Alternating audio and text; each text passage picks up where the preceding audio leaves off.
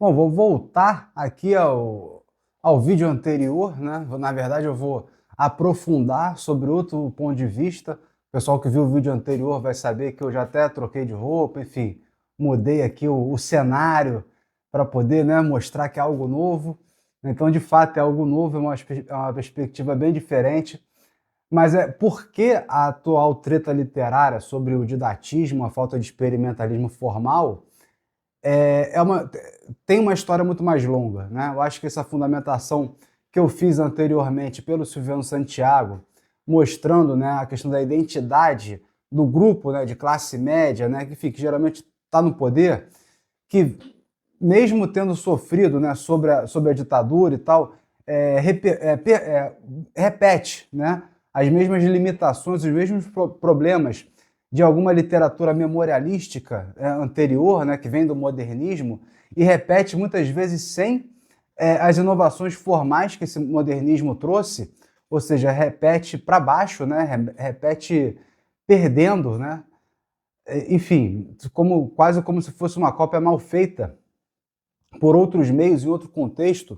Mas agora eu queria falar sobre a mesma questão, né, esse fundo histórico, a questão da identidade, mas a partir dos dados de leitura atuais que saíram, até pelo PNLL, Plano Nacional de Leitura, e também pelo conceito de escrevivência, sobre a literatura negra em si, por si, né, como é que isso traz uma outra visão sobre essa história recente da literatura brasileira, né? E até algum caso aí de um sequestro literário.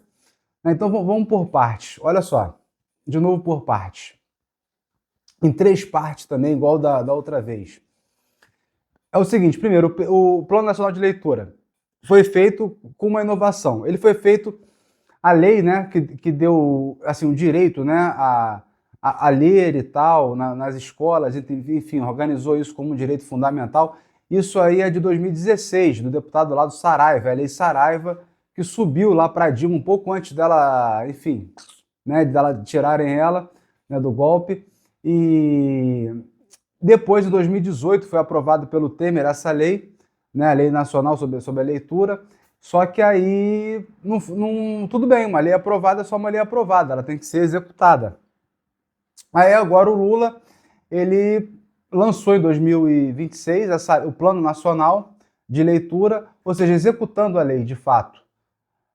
Aí apareceu a questão do Kindle Unlimited, né, do governo, que foi a parte que foi manchete, mas esse plano tem uma série de questões, né, por dentro. O objetivo básico dele é voltar à máxima histórica de 53% de leitores no Brasil. O que são leitores? Leitores são pessoas que leram pelo menos um livro nos últimos 3 meses.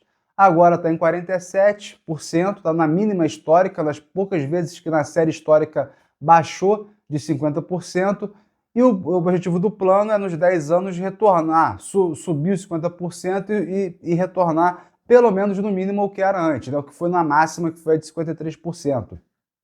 Ou seja, mesmo entre mínima e máxima, você vê que a diferença não é muito grande. Beleza.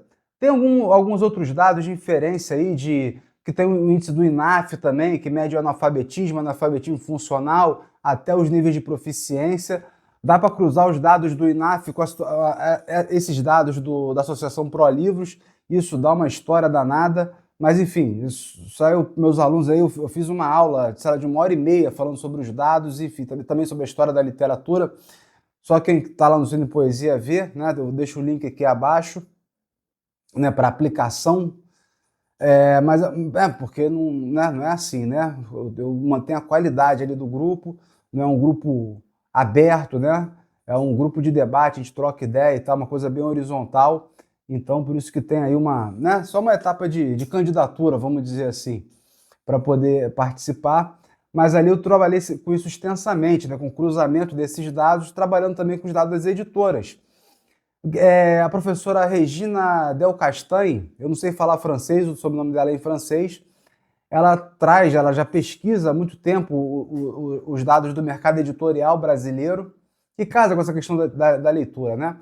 E, enfim, um dado que não muda também, que não muda muito, é o dado protagonismo total né, da literatura produzida por brancos, né, de classe média no Brasil, 95%, pelo menos. Né? Se eu não me engano, na última pesquisa dela, isso subiu para 96% e 97%, mas ela tem um recorte em grandes editoras. Então, no caso, é onde os brancos mesmo estão publicando. Se você fizer o recorte por pequenas editoras, o que se chama de quilombos editoriais, quem quiser referência me pede aí, que tem uma série de artigos, já muda de figura, né? Já é uma outra situação. Você tem os quilombos editoriais que vão publicar literatura negra mesmo, de fato. Né? Muitas publicações independentes, por conta própria, como foi o caso da própria Conceição Evaristo no seu início, publicando por editoras independentes, pagando do próprio bolso para poder publicar. E bem depois, né, conseguindo alguma relevância. Algumas pessoas um pouco mais informadas atribuem o sucesso recente da Conceição Evaristo a ela ter participado do Salão do Livro em 2015, em Paris. Né? Isso deu uma visibilidade para ela. Mas isso não é uma verdade completa. Né? Você tem uma linha de fatos aí anteriores a isso. Na década de 90, a Conceição já foi chamada, junto com João Baldo Ribeiro e outras grandes figuras aí da literatura nacional, brancas, né? Mas ela foi com mais 2 ou 3 escritores negros com uma espécie de cota, sabe? Num festival internacional, eu não me lembro se é em Estocolmo, enfim, lá na Europa. O curioso vendo essa história é que, na época, década de 90, não teve nota na imprensa falando sobre os escritores negros. Esses escritores negros, eles têm os cadernos negros da década de 70 para 80, a outra publicação que é Quilombo Hoje, também vem desse período, eles têm uma publicação relevante, grande, já há muito tempo, mas nunca dentro dos grandes circuitos.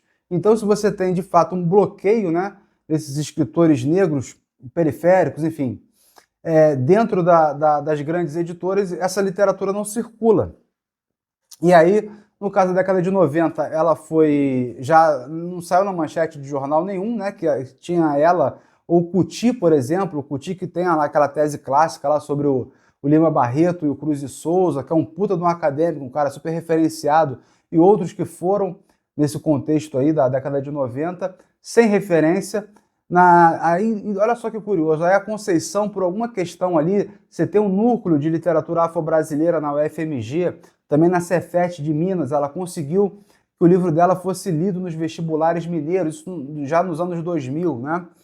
Mas em 2000, ou seja, isso foi um reconhecimento bem regional e muita leitura que era indicada por essa leitura de vestibular, não era propriamente uma romancista consagrada que estava ali e tinha que ser lido por isso. Ou seja, uma literatura que era considerada de qualidade e que por isso foi indicada por professores, mas uma pessoa desconhecida. Isso até hoje ainda tem, né? Porque você indica, né, às vezes, livros para vestibulares estaduais e tal, e esses livros são independentes, são de difícil tiragem. Então, como é que os alunos que querem ler esses livros, que está dentro da lista, como é que eles vão ter acesso a esses livros? Enfim, pergunta, que ainda fica, né? Ou seja, isso vem desde 20 anos atrás, mais de 20 anos atrás.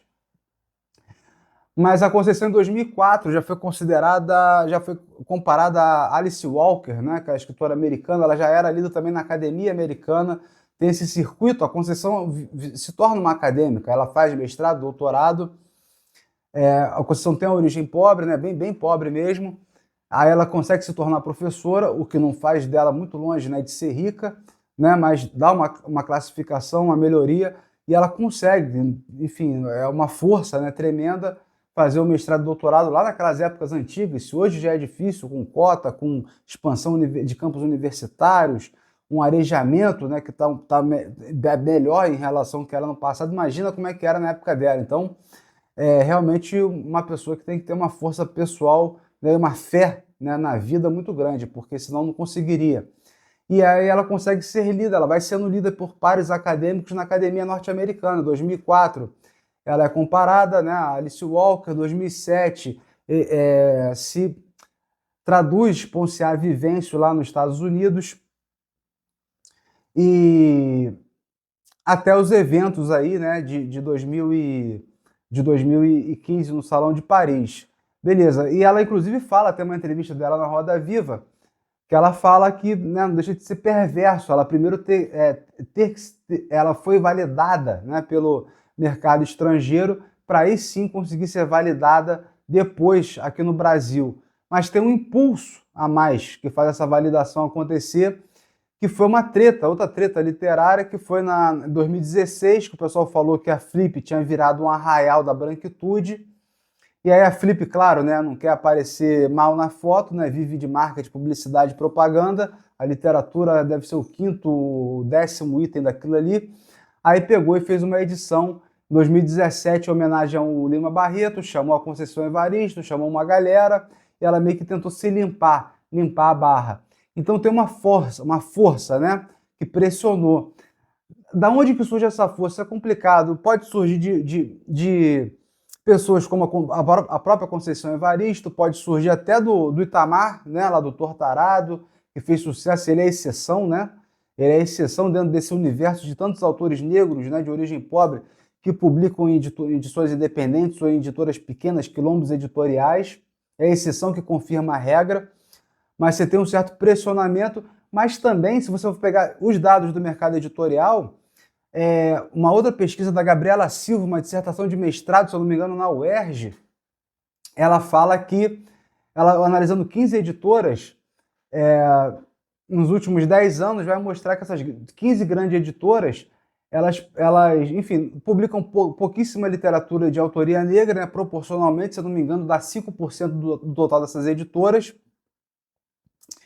E na maioria a não ficção no Brasil, ela é mais editável, né? Os editores compram mais a briga. Mas por quê? Porque geralmente esses livros de não ficção são textos que já vêm da academia, vêm de teses, dissertações, trabalhos de pessoas que vão se consagrando fora do circuito literário propriamente dito, né? Então a não ficção já tem um ciclo de validação anterior que acaba levando para o mercado editorial. Já a ficção por si não tem isso. Inclusive o editor da Intrínseca e da Todavia, são dois editores que falam para a Gabriela ali na época, na dissertação dela, que falam, não, eu não posso, eu não trago romancista brasileiro, eu só trago romancista brasileiro depois que saiu na capa do New York Times, depois que saiu uma matéria elogiosa no New York Times, que recebeu um prêmio lá fora, porque aí o risco é menor, né? Os editores falam. Então você tem um mercado para não ficção exíguo, né? Os próprios editores têm um critério, um método para poder não publicar. Apesar disso, né, você tem de fato uma reorganização da inteligência nacional. Reorganização, estou achando que é a revolução, mas não. Se reorganiza, você pode colocar lei de cotas, você pode expansão universitária, reúne, muitas coisas que aconteceram, né, que vão criando um caldo cultural ao longo do tempo, que se cria uma massa crítica que acaba pressionando um pouco esses espaços. Então, talvez a fama da Conceição Evaristo tenha vindo, enfim, 2017, 2018 para cá, eu não sei, é como hipótese. Eu ia, por exemplo, em lançamento de livro do Ney Lopes, que é um autor que eu gosto muito. 2017, 2018, era vazio, sabe? Só de ter lançamento do livro num lugar X já era um evento. Aí você ia, você sentava e conversava com o autor, tranquilo, né? E era muito bom, então eu estava com o autor que eu gostava, batendo um papo, num ambiente bom, tudo legal. É o lançamento de livro dos sonhos, que quase não acontece, geralmente aquele bando de gente e um cara lá autografando. E aí depois foi exatamente o que aconteceu. Eu fui depois ver o Ney Lopes num outro livro que ele lançou, já depois da pandemia e tudo mais, é aquela coisa lotada, sabe, entupida. Teve homenagem para ele na UERJ, que foi a bateria do Salgueiro. Ou seja, muito legal, né? Muito bom, mas você vê que isso é muito recente. E eu pensei, poxa, mas teve a pandemia, que pode ter ajudado, o pessoal estava vendo pela internet e tal, esse pessoal começou a explodir um pouco pela internet, todo mundo focado, né? Todo mundo trancado. E também teve essa coisa de, né, ninguém larga a mão de ninguém, vamos fechar aqui um embate político que delimitou bem o campo, né, e congregou um pouco né, os autodeclarados de esquerda, porque dentro desse balaio caiu muita coisa, mas congregou a galera da esquerda assim, de um modo geral, né, tanto que depois se traduziu numa política de frente ampla, até com a centro-direita e tal, com Alckmin de vice, algo, né, que ninguém nem pensava na época, mas de fato teve uma política ali de frente ampla, a esquerda mais congregada, sem as divisões, as secções tradicionais da esquerda. Então isso criou um núcleo de resistência também que pressionou e trouxe uma espécie de arejamento para esse mercado literário, para esse sistema literário nacional. Então, falando da identidade branca, né, que acaba criando esse didatismo, essa falta de experimentalismo formal, que foi o objeto do outro vídeo, né, do outro, sei lá, outra gravação minha, né, porque o pessoal pode ver no podcast, no Spotify também, isso aqui nos agregadores aí que eu coloco lá depois também. Essa tese aí, ela acaba sendo desmontada, né? Porque não é que teve uma onda identitária negra, né, reivindicando o seu espaço, que ficou chato esse argumento identitário. Pode ficar chato, porque né, uma coisa que repete muito acaba ficando chato. Mas o pior é esse pessoal que usa a sua identidade, né, branca e tal, a vida inteira, fazendo autoficção, fazendo romances, sabe, ridículos, né, que eu caracterizei ali no outro vídeo. Eu lembro do romance do Ricardo Lises, que é o Divórcio, só para poder desviar um pouco o assunto do que eu falei no outro vídeo. Esse aqui eu não contei. O Divórcio, que ele escreve um livro como vingança à mulher. Ele tinha acabado de se separar, não gostou, escreveu um livro que ele se finge um personagem, muito mal fingido, aliás, mas só para poder, no fim, difamar a mulher. O que ele faz é difamar, pelo menos é como eu entendo, né? Eu achei aquilo ali, pô, uma forma de vingança, né? Escreveu o livro como uma forma de vingança. Então é isso que é o espelho de Narciso, é aí que eu quero chegar, né? É o espelho de Narciso que a Conceição fala. Ela não devolve a imagem, né? A pessoa se afoga na imagem lá do Narciso.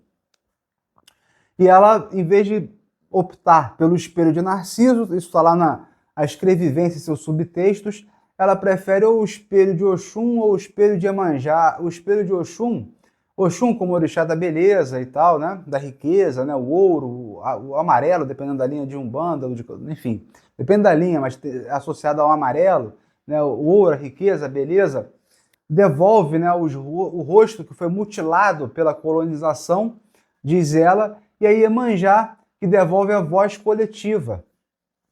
Ou seja, ela não está preocupada com Narcisa, está preocupada com essa restituição, uma restituição histórica, e preocupado com essas vozes coletivas que têm que aparecer a partir das memórias dessa autora. Nas memórias aparece a coletividade. E aí, assim, tem uma associação imediata até com aquele conceito de literatura menor do Deleuze e do Guattari, né, que a Beatriz Nascimento trabalha com isso, né, era leitora do Deleuze e Guattari, do Kafka, por uma literatura menor. A Conceição, com certeza, conhece, né, não trabalha diretamente nisso. Até no livro onde está a Escrevivência e os subtextos, tem um texto longo, lá um artigo longo de uma pesquisadora especulando se a escrevivência é ou não literatura menor, mas eu acho que isso não interessa, cada coisa é uma coisa diferente da outra, tem correspondências com certeza, mas é o que o assunto privado vira imediatamente público, ou o assunto individual vira imediatamente coletivo, é o que acontece. Então essa prosa chamada identitária, negra identitária, na verdade o que está fazendo é restituindo, né, uma imagem de nação, uma imagem que é brasileira, né? E aí, fechando, o pessoal fala, pô, fechando aqui os comentários, né, teve um aluno até que falou, cara, eu tenho um receio, eu estudei a Carolina de Jesus, ele escreveu uma dissertação, né, e a Conceição e tal, e eu vi que, poxa, eles são pessoas de origem diferente, tem outra raça, eu não posso falar, né, a raça negra, eu sou branco e tal, eu não posso falar assim por eles e tal.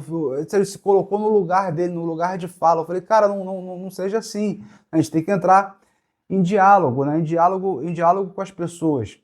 Então a questão é a seguinte: o que isso traz, né, de arma crítica é impressionante. A gente pode até pensar no seguinte, né? Não só como é que você poderia reescrever a história da literatura brasileira a partir desses pressupostos, isso numa escala mais macro, mas nessa longa história, que na verdade começa da década de 80, 90, que eu estou contando desde o outro vídeo, é o seguinte, você vai ver, por exemplo, o sucesso do Rubem Fonseca, do Marcelo Rubens Paiva, que são dominantes nessas épocas, década de 80 e década de 90.